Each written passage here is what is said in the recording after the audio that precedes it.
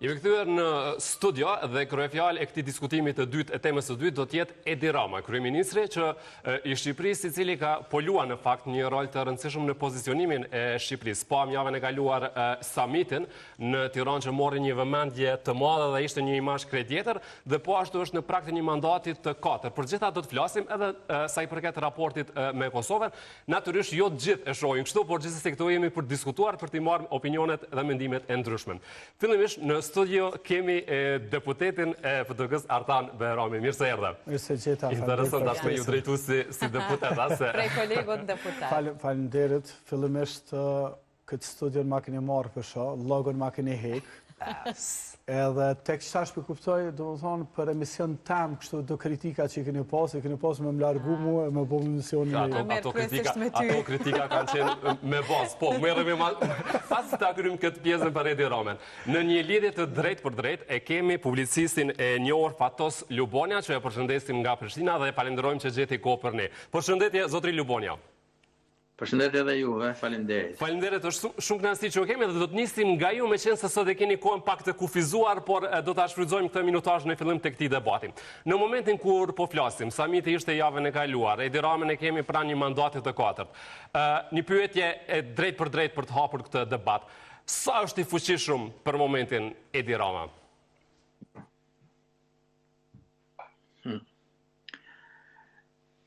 Kjo fjalë është fjalë problematike, fjala i fuqit, ka. Merret anaret me këte. Nga njëherë, ajo, pushteti janë dy, të kesh pushtet apo të jesh pushtet. Dallojnë dy gjëra. Të kesh pushtet do thot të kesh forcë, të kesh me vete institucionet, policin, ekonomin, krimin e organizuar, të ndërtosh një regjim. Dhe padyshim je i fuqishëm. Ke pushtet. Pastaj se sa je pushtet, është çështje tjetër, sepse ai pushteti i vërtet, që se mund ta them, i qëndrueshëm, ai që bën mirë dhe jo keq, ai është një pushtet që vjen nga punët e mira, nga mbështetja popullore dhe jo mbështetja që realizohet nëpërmjet forcës, nëpërmjet kapjes gjithë institucioneve, nëpërmjet kapjes së drejtësisë, të mediave dhe nëpërmjet bashkëpunimit me krimin. Kështu që Edi Rama ka atë pushtetin e forcës, si që thash, pra. Por jo atë pushtetin që mund t'i bëj mirë në Shqipëri, sepse ju folët që Shqipëria pozicionuar, nuk përdorët fjalën pozicionim, më duket në botë, apo ku di unë që e ka. Po, në Evropë, duke u bazuar pak edhe tek samiti dhe ajo që pam javën e kaluar, ato pamet që i kishim. Po dhe këtu jemi tek filozofia të jesh apo të dukesh. Edi Rama po duket, si pas jush. Nuk është ajo. Në qoftë se kemi një Shqipëri që kanë lënë 1 milion shqiptar gjatë Edi Ramës qeverisjen, atë më falni vendin, qoftë se ke një qeveri që e mban ekonominë nëpërmjet pastrimit parave të krimit të organizuar dhe nëpërmjet kapjes institucioneve, siç thash, kjo është dukje pastaj propaganda. Dhe nuk është që është rasti veçantë Shqipëria, unë kam sjell shembullin e Bin Selmanit në... Nëse shqiptarët e Shqipërisë po ikin kaq shumë, pse e votuan dhe pse kaq lehtë e mori këtë mandat, po shkon drejt mandatit të katërt Edi Rama? Këtu boll të arsyetosh dhe të shikosh në çfarë vendesh ndodh që një qeveri e një partie sa më shumë rrinë pushtet, aq më shumë merr vota. Në qoftë se ka në vend evropian, unë nuk e di, edhe Angela Merkel thuhet që ishte shumë e suksesshme, por Angela Merkel masi fitoi 2 herë, ju desh të bëj atë grosse koalicion me atë socialdemokratë SPD që i thonë edhe herën e 4 më duket. Apo ja. Kjo ndodh vetëm në regjime ku sa më shumë rrinë pushtet, Putini për shembull, aq më shumë i pa kontestueshëm bëhet. Ky është shpjegimi. Ky është shpjegimi im i kësaj situate. Aq më tepër po të kemi parasysh se nuk bëhet kurse si fjalë për suksese, por bëhet fjalë për skandale që janë të para në historinë e Shqipërisë të korrupsionit. Nuk di sa e keni ndjek, po skandalet e famshme të sukses të vetëm nuk ka, që mbase mund ta përmenit në këtë intervistë? Urdhëro? Asnjë sukses të vetëm nuk ka, Edi Rama, që mbase mund ta përmenit në këtë intervistë pavarësisht këndvështrimeve që i keni. Cili është një sukses i Edi Ramës, karshi punës me Shqipërinë që ka bërë? A ka një, sipas jush?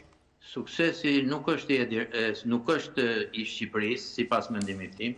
Koha do ta tregoj, megjithatë. Suksesi është i Edi Ramës që ka fuqizuar pushtetin e tij dhe bandën e tij në pushtet. Në këtë kuptim mund flitet për suksese. Përsëri ka ambiguitet edhe fjala sukses. Por jo sukses i Shqipërisë. Enver Hoxha ndeti 40 vjet edhe mburrej gjithandej se ishte fanar ndriçues. Nuk e di sa e dini juve, po ishte e njohur Shqipëria që i rezistonte social imperializmit sovjetik edhe në atë kohë ishte dhe imperializmit amerikan e tjera, por fundi ishte që shqiptarët në 90-ën kur dolën nga regjimi që ndërtoi Enver Hoxha, siç e dini, ikën në një vend i mjeruar, edhe sigurisht ky është një krahasim, mendoj që nuk ka vend për të mburur për suksese, përkundrazi, ju a thash edhe një herë dhe dy herë, po e përsëris, kjo që po ndodh në ekonominë e vendit, veçanërisht, lërit tjera, mbajtja e vendit me parat e krimit organizuar, kapja e vendit vetëm nga këta dhe ndërtimi një oligarkie kriminale është në afat gjatë, është fatkeqësi për popullin dhe e kemi parë se kanë hikur afro 1 milion shqiptar, nuk ka nevojë me pa tjetër gjë. Na pritni vetëm pakës në linë, le të marrim një opinion edhe të deputetit nga Kosova që kemi këtu në studio, dhe më pas dua t'ju pyes pak edhe për Edi Ramën në relacion me Kosovën dhe Albin Kurti, natyrisht është dhe pashmangshme kjo pyetje.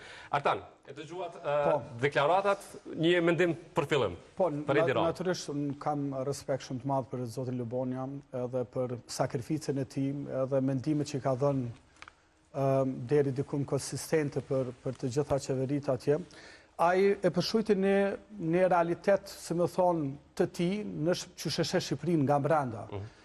Ne që kemi një farë distancë prej Shqipërisë, natyrisht që shohim ma ndryshe, sepse i shohim ma shumë efektet e politikës jashme se sa efektet e politikës brendshme. Pra, du të pranojmë që kur të analizojmë Edi Ramën nga perspektiva e Prishtinës, ne nuk i dim shumë dhe nuk i vërejmë shumë politikat e tij të zonë fiskale, ose politikat e tij për shkollë, për universitet e kështu me radhë. Po, nga perspektiva politikës jashtme, unë mendoj që Edi Rama ka transformu Shqipërinë.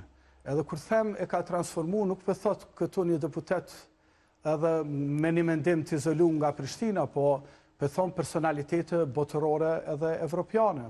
Edi Rama me vizionin e tij, me një komunikim të ri, me një hapje të re të Shqipërisë, ka arrit me i bind, dhe zoti Lubonja din shumë mirë se sa vështirë është me i bind liderët në mas të madhe skeptik edhe paragjykues për Ballkanin edhe për Shqipërinë të Evropës. Nuk është lehtë me bind Macronin, nuk është lehtë me bind kancelarin gjerman, kryeministrin britanek dhe të gjithë liderët tjerë botëror. Pra, dhe bindja nuk është mbi aftësinë e Edi Ramës për me manipulu. Po bindja që kanë kriju liderët botëror dhe liderët evropian, mbi gjitha bazohet edhe në ato që është, do më thonë, që ata bazohen në fakte, bazohen në teren, sepse kanë ambasada, kanë diplomat, të cilët i raportojnë në baza ditore. Pra nëse Edi Rama qenka një David Copperfield, që krija një farë mashtrimi optik për krejt botën, edhe këtë është mirë me thonë, saj që ka fenomen. Ne kemi këtu një mashtrus optik, po i cili nuk po arrin me i bind Amerikanët, nuk po arrin me i bind Gjermanët, nuk po arrin me i bind Francezët. Po flasë për Albin Kurti, sepse nuk ka punë me cilë na i mundet me i bind, nuk ka vepra me cilë na i mundet me i bind, edhe ka komunikim të izolum. Zotre Lubonia, po që është vazhdimisht, ata inkuadrojnë pak ata se të kemi në studio dhe do të kemi. Zotre Lubonia, po e shikoja që po që është një vazhdimisht derisa po fliste për Po mdo Albin këtë Kurtin. mendimet kundërta. Shiko, me çfarë u bind dhe për çfarë e bind është pyetja. Për çfarë i ka bind dhe me çfarë i ka bind. Unë mendoj që të bësh samite këtu dhe të vinë ata këtu nuk është ndonjë çudi e madhe. Unë po jap një shembull tjetër. Marrveshjet, zoti Lubonia. I binden. A e pat ju Trumpin që shkoi në Arabinë Saudite? Po. Atje ai bin Selmani, ai e ka pret copat gazetarin Khashoggi të Washington Postit, siç e dini, e di gjithë bota. E ka nxjerrë me valigje andej nga konsullata. U bë një skandal botror, nuk la shoqat drejtave të njeriut, e tjera, nuk është nevoja me fol më gjatë për këtë krim. Dhe Trumpi shkoi atje, mori një 600 miliard do merte se ky Midas bin Selmani i dhurun edhe një avion 400 milion dollarësh atje dhe tha për bin Selmanin që ky është një lider i shkëlqyer. Tani, kur e thot këte presidenti SBA-s, i mendoni se si është katandis vetë perëndimi me të cilin zotëria do të na mbush mendjen se ajo është prova. Pra si jemi ne prova që shohim, po është Macroni. Macroni që Zoti Lubonia, ju e njeni historinë botërore shumë mirë edhe moraliteti, nëse kërkoni moralitet në politik, unë mendoj që nuk do ta gjeni, se gjeni as në histori, nuk do ta gjeni as në të tashmen, nuk do ta gjeni as në të ardhmen. Politika, ju e dini se ç'është definohet, pra është interes edhe është marrëdhënie kontraktuale, edhe tash me demonizu Amerikën se ka taku për interesa të shtetit të tyre, për ekzistencën e tyre, për zhvillimin ekonomik të tyre. Unë mendoj kjo është qasje shumë idealiste për me qenë politik. Nga perspektiva juaj, si një njerëz që merr edhe me drejtat e njerëzit, edhe me humanizëm, edhe me tema tjera natyrisht që mundet me qenë një perspektivë interesante, po për politikë mund të ndërpres me qenë se më ndërpreve. Patjetër. E para unë jam... E kemi mësuar nga jo, Jam njëri që luftoj për demokracinë dhe me atë e mas progresin. Po. Tani, me qenë se nuk të interesok aty kjo, unë po të them të tjetrën, që ta thash dhe ti se përmende, që ekonomia shqiptare bazohet mbi pastrimin e parave të pista, të kriminelve, të cilët kanë kapur gjithë institucionet, kanë kapur gjithë Shqipërinë dhe po dëbojnë shqiptarët nga Shqipëria se si jetohet do të si njeri i ndershëm pos bashkëpunove me ta. Po cilët janë ata? Do thuash ti që e pan ata pse pan, qofse për interesat e tyre, si shte ti, atyre ju intereson një bin Selman këtu në Shqipëri, a e pat ju a italianve ju dhajt copë Shqipëri, ati Kushnerit të Trumpit i ka dhënë një 27 hektar në Sazan.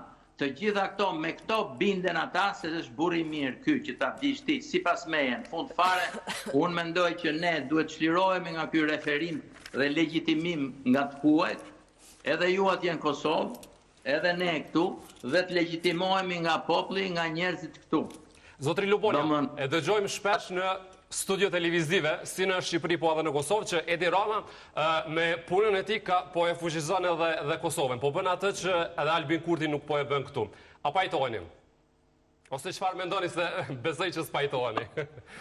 Unë, jo, shiko, duhet flasim me argumenta, nuk është çështja atje. E para punës, unë uroj shumë që Shqipëria të mos bëhet një sistem si ai, më falni, që Kosova të mos bëhet një sistem si ky që kemi ngrit ne në Shqipëri, si që thash pra, ku ekonomia mbahet me krimin e organizuar, një oligarki që është gjysmë kriminale, në Moskë e tëra kriminale, me një autoritarizëm, në vend që të ketë rotacion, të ketë një parti Kjo flet shtet. më shumë për opozitën se sa për qeverinë, zoti Lubonja. Që Kosova mendoj që modeli i Edi Ramës është ky, nga brenda. Përsa i përket çështjes ndërkombëtare, ju e keni provu Edi Ramën, do ta provoni prap, ndoshta së shpejti, sepse ato politika, ato Open Balkans, ato ndryshimet e kufive ashtu që i vendosin vetë pa u konsultu me popullin, pa u konsultu të gjithë, ato sankcionet që ju vunë Kosovës, që ju vunë së pari nga Tirana, se Edi Ramës i duhej kjo mbështetja për cilën foli deputeti dhe prandaj bënte këto, të gjitha këto e kanë dëmtu Kosovën dhe nuk e kanë dhe në këtë summit, me çpashun nuk e ngriti zërin fare për Po ja kanë ndalu, zoti Lubonja. Ju keni deklaratat të presidencës dhe të kryeministit Albin Kurti, të cilët e kanë demonizu zotin Rama, të cilët i kanë thënë që ti nuk guxon me folë në emër të Kosovës, sepse Kosova ka institucione legjitime. Ata kanë demonizu për 6 vite zotin Rama, duke janë ndalu me folë për Kosovën, duke janë ndalu me qenë i zëshëm për Kosovën.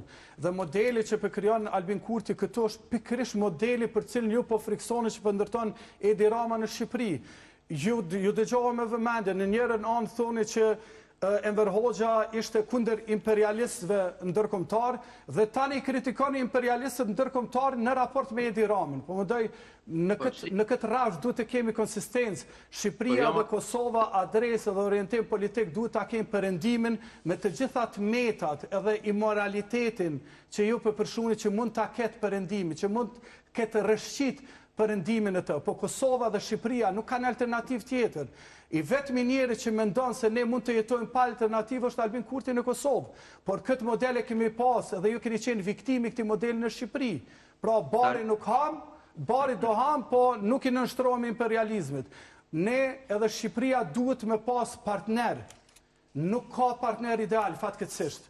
Atësi modeli çfarë ju përshkruni në botë nuk është as Amerika, nuk është as Gjermania, as Trieri Karl Marxit ku ne jam rritë dhe jam eduku. Nuk janë modeli idealistë çfarë ju përshkruni. Prandaj ne duhet të kemi marrëdhënie me këtë perëndim që është dhe të nxjerrim maksimumin nga ky perëndim që është. Dhe Edi Rama ka arrit edhe me zhvillim, edhe me vizion, edhe me Po komunikim çfarë ka arrit më ekonomikisht? Çfarë ka arrit? Çfarë ka arrit në arsim? Çfarë ka arrit shëndetësi? Si kanë me çfarë matim ka arrit sepse del aty dhe edhe bën një show me këta udhëheqësit. Këtë quan arritje zotrote, nuk e di se çka. Jo, zote Lubonja, vetëm ne kosovarët siç e dini vim shpesh në Shqipëri, edhe ju që jetoni aty ndryshimet ndoshta nuk mund t'i përjetoni siç i përjetojmë ne. Po ndryshimet në infrastrukturë janë të jashtëzakonshme. Po, infrastrukturë kanë qenë edhe në kohën e Sali Berishës edhe me radhë.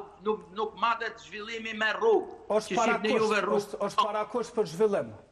Rrugën e Kombit ju a bëri Sali Berisha dhe atë rrugën e Kombit. Po, halali qoftë.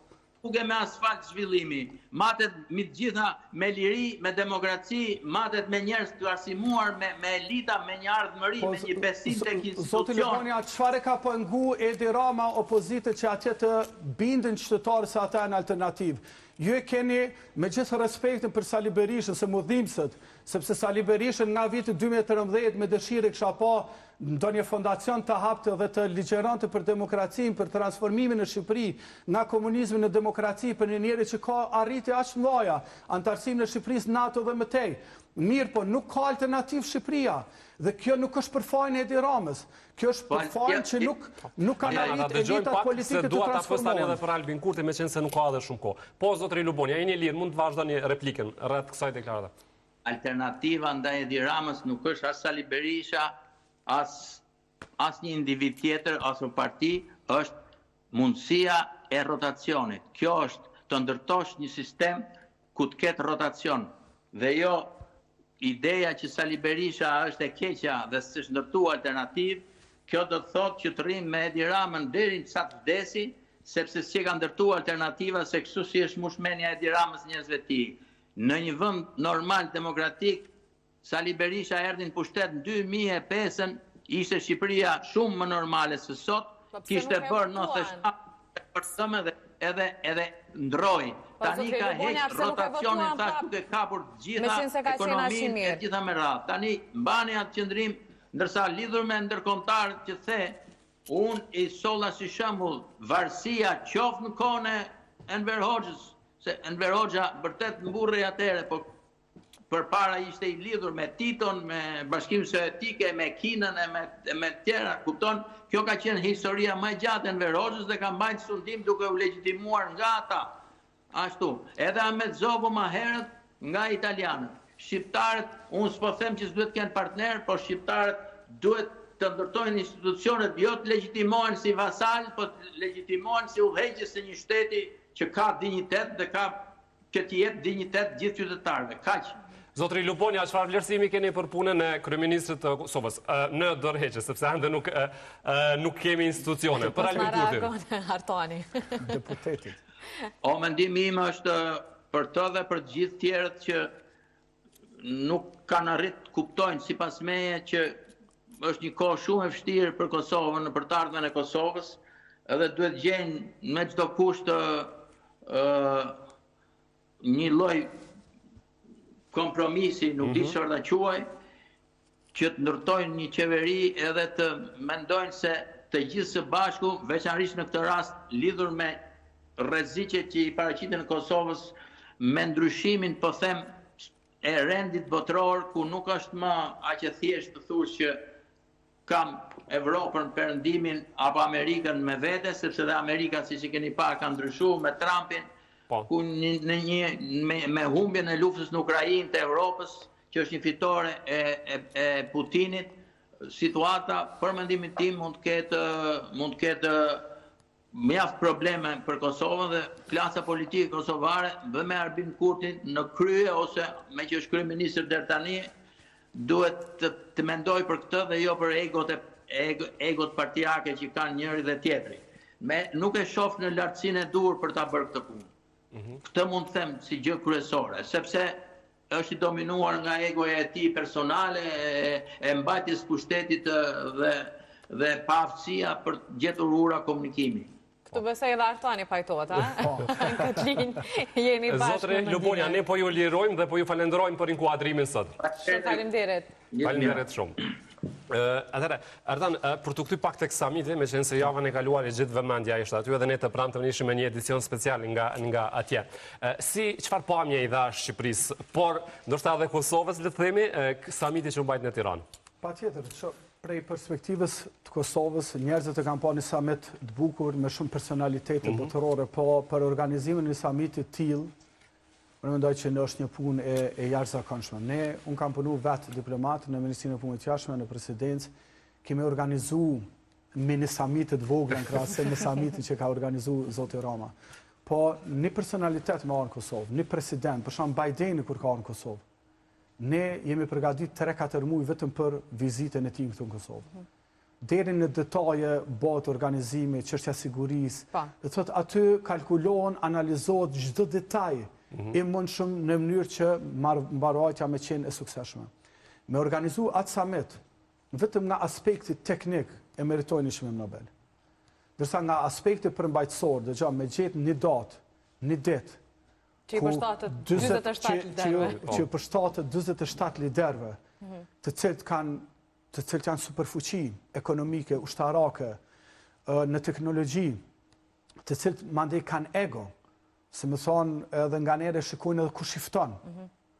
Pra, nëse të fton presidenti Amerikan të natyrshëm i lënë gjitha anash, po kur fton në kryeministër i Shqipërisë, i Kosovës, e kështu me radhë, në shumicën e rasteve ja anulojnë edhe 2 ditë para se me ardhë. Po vetë prezenca gjithë këtyre liderëve tregon fuqinë e Edi Ramës. Madje Macron dha një mbështetje për linjën hekurudhore Durrës-Prishtina, pra nuk kishte vetëm kishte diçka konkrete për cilën po flitej në. E vërtet, dëgjoj, na jemi shqiptarët, na Iliro Dardanët jemi të apasionuar mas simbolikave. Ne i dojmë simbolikat, i dojmë atë ullje në gjoj të Edi Ramës, ato në nënshkrimet. Edhe Edi Rama e din mas mirë ti. Po, edhe a i din me nëzirë zbukurimet e krejt. Po, ato që a tha, Amer është e vërtet që aty ka pas në nënshkrim të marrëveshje, po thuaj se me çdo kryeminist, me çdo president, Edi Rama ka nënshuar një marrëveshje.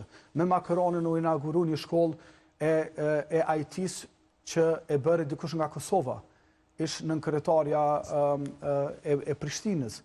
Në nënshkryti po ashtu edhe me Macronin për këtë punën e linjës hekurudhore. Do thotë bëri disa marrëveshje me kryeministrin britanik që Shqipëria dhe Britania të kenë marrëdhënie strategjike. Dhe për gjitha ata që na shohin, marrëdhënie strategjike janë tepër të rëndësishme për partnerë, sepse partnerë në rrethana të tilla dhe në luftë hyn për njëri tjetrin. Artan, ti na mirë kupton, kështu që po i dëshiroj mirë se ardhe në këtë debat edhe Ilir Vrenozit. Në bio në Instagram shkruan i djathtë i lindur. Ilir, përshëndetje. Përshëndetje. Mirë se erdhe në këtë lidhje direkte. I kam parë disa, me shumë kujdes dhe i kam dëgjuar disa video tua në rrjetet sociale dhe sidomos gjatë fushatës. Duke qenë se ky është një emision i mesditës, do të kërkoja që kishit kujdes pak me gjuhën se besoj na mirë kupton, a? Çka po bën Edi Rama atje? Në syrin tuaj. Mrekulli. Apo bën mrekulli siç po thot deputeti këtu? Përshëndetje njërë, edhe faleminderit për ftesën. Tani për Edi Ramën, unë kam 12 vjet që flas. Edhe që flas edhe në thonjza Te kuptojmë. e kam kundërshtar, sepse unë jam i djathtë, siç e the edhe ti. Por ky mandati 4 ishte shumë i tepërt. Shumë i tepërt për arsye të skandaleve të qeverisë, më the të thash, unë jam dakord me pretendimin e opozitës që i ka vjedhur, po nuk është vetëm vjedhja. Nuk është vetëm vjedhja, ndoshta edhe opozita duhet të bënte pak më shumë. Çka nuk bëri opozita saktësisht? Edi Rama ka lidhur me këmishë, kështu që Çka nuk bëri opozita që Edi Rama tashmë po shkon në mandatin e 4 fuqishëm, a? Fuqishëm, por unë prap shpresoj që Amerika të ndërhyjë. Çka të bëj Amerika? Çka do të bëj? Edhe kam besim që do ndërhyjë. Po çka të bëj? Dëgjoj, edhe ne demokratët më 1996 morën një pothuajse të këtillë, fitim të këtillë, dhe pasaj u pa çfarë u bëmë në 97-ën. Dhe mendoj që nuk do të arrijë ta mbaj 4 vite Edi Rama. Nuk do t'i mbaj, a? Jo, tashi nuk them unë po nuk do t'i mbaj sepse është e tepër dhe votat janë dëgjoj. Kam një popull ish i pakënaqur, ma beso, do thuash ti që zgjodhi të mirën më të keqe, më të mirë, të mirë më të madhe. Po kush e votoi atëherë pra, Ilir, kush e votoi? Se nuk vesh shprehin pakënaqësinë duke mos e votuar. Nëse janë aq shumë të pakënaqur, po ikin siç u tha edhe më herët nga zotri Lubonja, pse votuan atëherë? Po të thash, do ta zgjodhen të keqen më të madhe, nuk u zgjodhen të keqen më të vogël. Ndoshta opozita nuk ka një alternativë të dur që të unë jam nga këta që bëj opozitë brenda opozitës. Direkt pas humbjes kam thënë boll me na i volli. Pse nuk arriti Sali Berisha ta mund Edi Ramën në këto zgjedhje?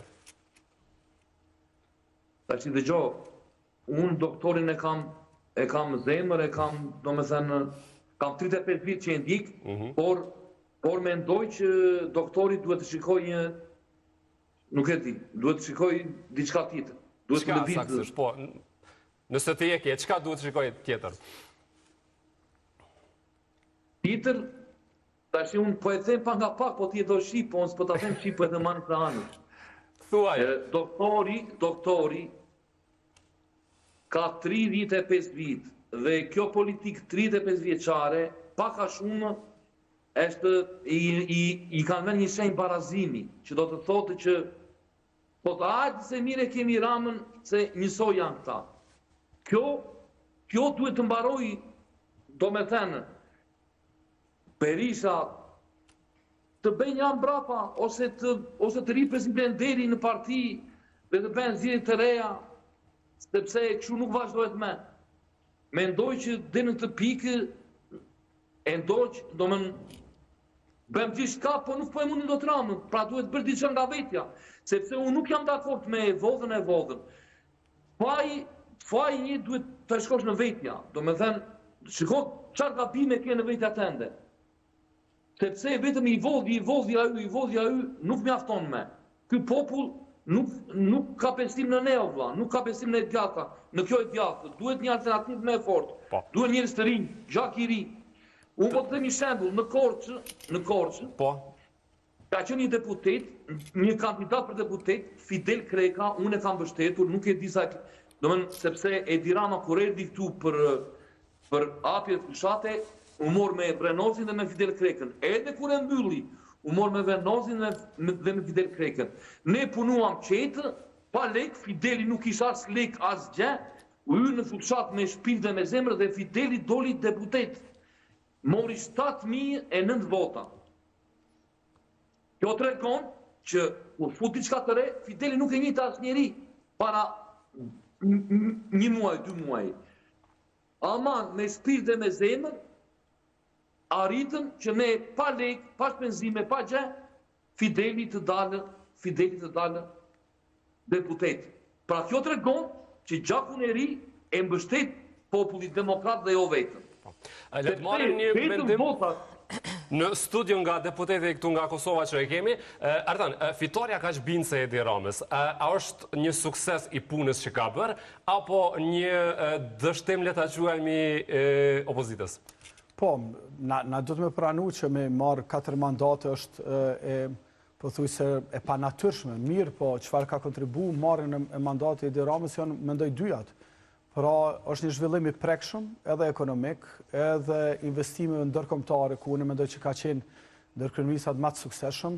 Mos harrojmë që Edi Rama për Shtetet Bashkuara të Amerikës, Bashkimin Evropian, është lideri më kredibil edhe më i besueshëm për momentin në Ballkan. As nuk është Vučići, as nuk është Albin Kurti, as nuk është dikush tjetër në rajon.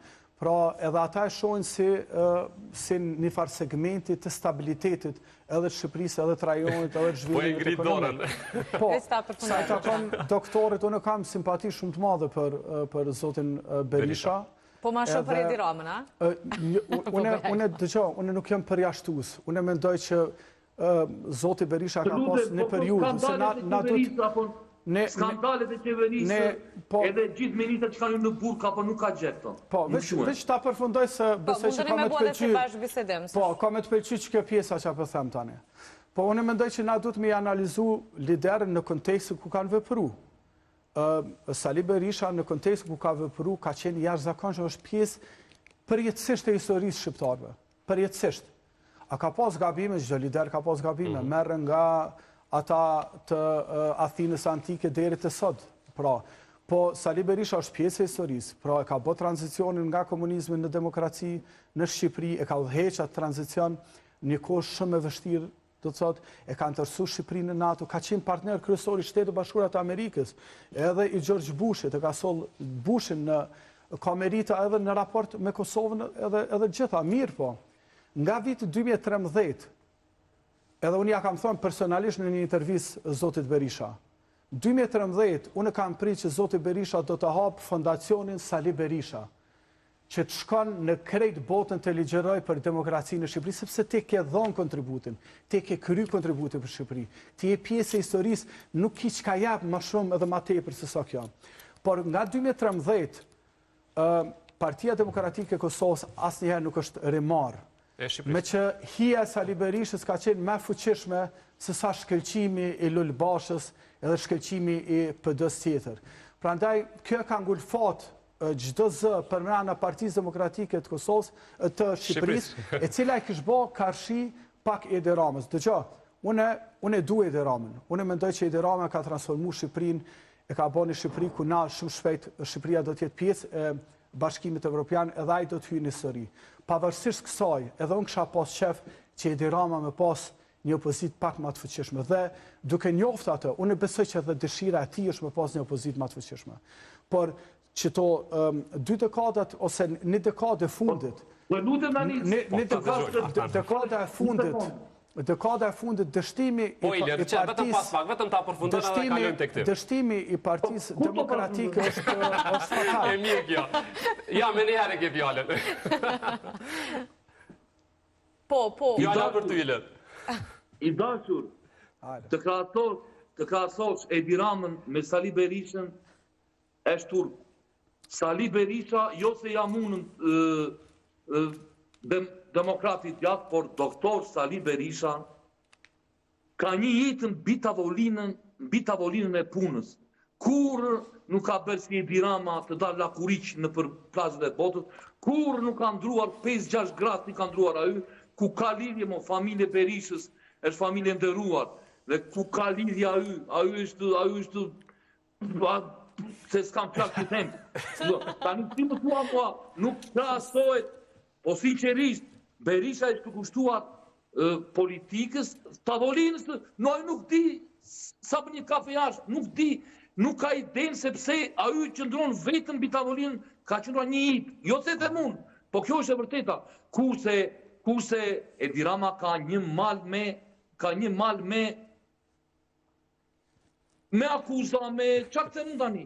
Ai më tha mua, kur erdhi në Korçë, më tha mua, foli Iliri porno politikë, po që unë nuk i thash vetëm 2 fjalë, i thash një maskara edhe një që bllon me shë, nuk e them, nuk është ndonjë kështu, po edhe tha porno politik për mua, që ai o ka për porno ai foto la kuriq, ju tha fëmijëve në Durrës, hyni në Google, shikoni fotot e mia. E po tani të lutem ti tua ore, nuk ta kalon ta tua. Ilir, ti sa do pak. Shenjën e barazimit në Sali Berisha me Edi Ramën, Sali Berisha është këtu dhe vinja 1000 shkallë bosh, pasaj vjen Edi Rama. Ilir, sa do pak. A e do të Edi Ramën? Ka meritë që është ajdut i madh. Kjo po. Dhe ka meritë sepse kjo opozitë, e thash edhe një herë, kjo opozitë nuk po ndes më në popull. Dhe ajo është lindur me këmish tani. Por skandalet që ka qeveria e tij dhe është ministrat e tij në burke më the tash, edhe verat që pia ju edhe ore ka numrin 2, e ka në Arati, ore. Numrin 2 që kanë ndër bashkë e ka në Arati. Tani çfarë po më thua ti, jo Berishu, jo kjo e do ajo, kush e do? Ore, pota nuk do t'ja di fare se ka mirëqenie këtu apo jo. Këtu i ke pensionet me $100, sa i ke në Kosovë vllai ti që e do. $100 tu as i ka ngritur fare.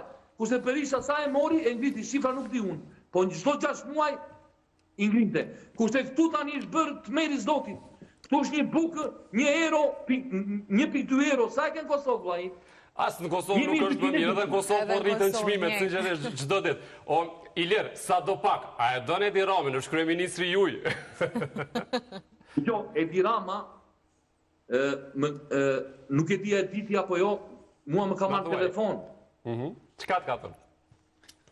E nxori dhe në faqen e tij, e nxori dhe në publik edhe nuk e di të ka shpëtuar apo jo, po Edi Rama më mori në telefon nga Niko Peleshi, më thot Niko Peleshi urdhno një mikun tim, sepse ai për këto gjëra është i paparë, domethënë, kupton, është edhe më thot urdhno foli këtij miku tim, unë se kisha iden atë ditë ai kishte miting në Korçë. Dhe më thot, alo, e më një renozi si e, kur atë gjova dhenë, unë shtanga në fakt. Dhe ta shne mua të më marë kuj tani. Nga dolja. Dhe unë kam 12 ditë që e kritikoj, pa ju është tip, është tip, ekzemplar, nuk kapet, bën nga këto. Po, na tregoj çka u fol në telefonat. Më thot, jam në Pogradec, më thot. Jam në Pogradec për 1 orë, do vi në Korçë dhe kam dëshirë të pi një kafe me ty, larg kamerave dhe larg mediave. Tash kjo nuk më pëlqevi sepse ai thjesht deshte vrenozin si populli thjesht. Unë jam populli thjesht, po jam opozitar, kam 12 vjet dhe jam në qendër të vëmendjes në thonjza nga videot e mia nga ato dhe çfarë donte ai, mendoj unë, ai donte turqe në një tavolinë me mua, të pinte një kafe dhe të nxirte pastaj një foto po pi kafe me opozitarin Vrenozi. Edhe ti mund të bënte edhe këtë, që mund të më urte mua dhe të më theshte vajza dhe djalit tënd do fillojnë punë të mirë, e kupton, edhe që të më urte atë zemrimin tim edhe unë të urca në qoftë se ai do më punësonte fëmijë. Unë i thash jo, edhe mora e kundërshtova dhe më falenderoi doktor Berisha kur erdhi tu në Korçë, më ftoi për kafe, piva kafe me doktor Berishën.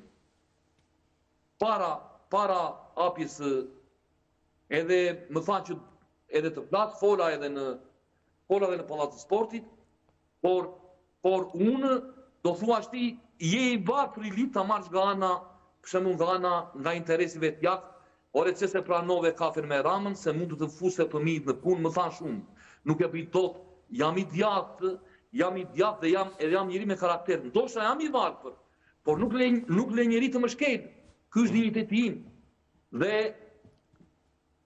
fola rreth 7 minuta me Ramën, por unë nuk dola për kafe, më tha që do të vi pas zgjidhjeve. As kafe se ke pranuar. Neve nuk na thret Rama në telefon, as nuk na fton për kafe. Ja sa lavdata ti atë mos më thret në telefon, ti pas ke mik. Më tha, e ka në videon e tij, më tha që do të vi në shtëpi me 5 karafila. Me 5 karafila të punë do të vi. Është edhe romantik Rama. Ilir, për sot falenderoj me qenë se nuk kemi edhe shumë kohë, do dëgjohemi në raste të tjera për tema të tjera që në Shqipëri janë shumë. Edhe unë. Fjala e fundit, Edi Rama është fatkeqësi kombëtare. Për ne që jetojmë këtu, kush e pra të Kosovës aty ndoshta është ndryshe. Është fatkeqësi kombëtare se i kanë. Ilir apo? Po. Ilir. Urdhë. Dëgjo vllajën këtu, a pe bëjmë një shkëmbim? Se po shoh që juve ju ka marrë malli pak për do lider të së kaluarës, po ja sjellëm ne Albin Kurti në Shqipëri, na sjell në ju Edi Rama në Kosovë. Mos beton, jo, nuk dua të futem në këtë pjesë fare. Unë e dua shumë Kosovën. Unë kam njerëz nuk kam ardhur asnjëherë në Kosovë, më kam ftuar, por nuk kam ardhur asnjëherë. Po se shojnë as Albini, nuk e shojnë as. Duhesh me orë patjetër. Faleminderit Ilir. Faleminderit. Ardan, shumë pak kohë kemi, me që do të kalim në një moment tjetër në këtë edicion. Ka shi Kosovës. Jo, edhe një pyetje profesionale. Ardan, në raport me Kosovën dhe Albin Kurti. Albin Kurti nuk ishte i pranë shumë në samet. Realisht apo e ndihmoni Edi Rama Kosovën në ndonjë aspekt, siç dëgjojmë shpesh në studio televizive? Gjithë kryeministrat e kanë ndihmuar Kosovën, Edi Rama ka ndihmuar më shumë Republikën e Kosovës, e thash edhe më herët me zotin Lubonja. Ka qenë kërkesë specifike presidentës ekonomistit Albin Kurti e një komuniteti shumë të madh që ka bërë fushat kundër Edi Ramës që ai fjalën Kosovë mos sa përmend më kurrë, që mos merr me Kosovën. Edhe Edi Rama bise e ka qitë dhe e ka lënë këtë farë punë. E ka respektuar. E ka respektuar këtë dëshirë të tyre që ai mos të përmend Kosovën, mos merret me Kosovën. Duke etiketuar si Miki Vučićit e Mik Andej. Por Edi Rama nuk importon 1 miliard euro mall nga Serbia, Albin Kurti importon, Kosova importon. Edi Rama nuk ka marrëdhënie edhe nuk komunikon me listën srpska edhe me Radojčićin që komunikon lëvizjave të vendosur. Nuk ka marrëveshje me listën srpska që ka lëvizjave të vendosur. Pra Edi Rama është mundu të ndihmojë Kosovën dhe sot është duke ndihmuar derisa ne flasim sepse krit ambasadat e Kosovës për shkak krizës që kemi hyrë janë jashtë funksionit. Na faktikisht i kemi diplomatë shqiptarë që i ndihmojnë në këto rrethana të vështira Kosovës. Edi Rama po ashtu ka ndihmuar në një pikë ku qeveria edhe ku vendi ka dështuar që është mbrojtja e krerët UÇK-s në Hagë, e që nuk ka të bëjë me fatën e tyre, por ka të bëjë me fatën e Kosovës, dhe atë Edi Rama ka qenë shumë i zëshëm, aq i zëshëm sa që ka ardhur në kuvend edhe në farë forme ka bohor këtë parin ton, duke thënë që jo në rezolutin kuvendit e Kosovës. Raporti? Jo, raporti ju duhet ta kuptoni karakterin e Albin Kurti. Dikur Edi Rama shumë e ka çmuar Albin Kurti, bile pak më shumë se sa neve që jemi kon të afër me të, na duket që pak pe afron më shumë se që duhet. Mirë po, në momentin kur Albin Kurti e sheh që dikush është më i mëshëm, më i zoti, më vizionar, më i suksesshëm, ato e shndron në armik, sepse Që që krej këtu i ka Rama kundrejt Albinit? Jo, Albini kundrejt Ramës. Jo, po mendoj këto vlera, Po, që i ka ma shumë Rama se sa Albine. pikërisht. Edhe është tërheq. Pikërisht. Do thotë, dhe Zoti Rama, pra, nuk është që është tërheq në politikën jashtme me adresu shqetësimit e Kosovës edhe kështu, po ka qenë kërkesë, e dini çfarë demonizimi është bëjë Edi Rama. Do thotë, ai në Kosovë është rrejt ma shumë se sa vetë Vučići. Edhe kjo është e njëjta propagandë që është bërë dikur. Paramendohet, dikur i thonin Hashim Thaçi ti me gerek me demek. Apëten ka qenë propagandë, jo jeni me gerek, jo PDK-ja. Paramendohet ti ke Dejona Mihalin, e cila vetët në LDK, këse në vetëvendosje.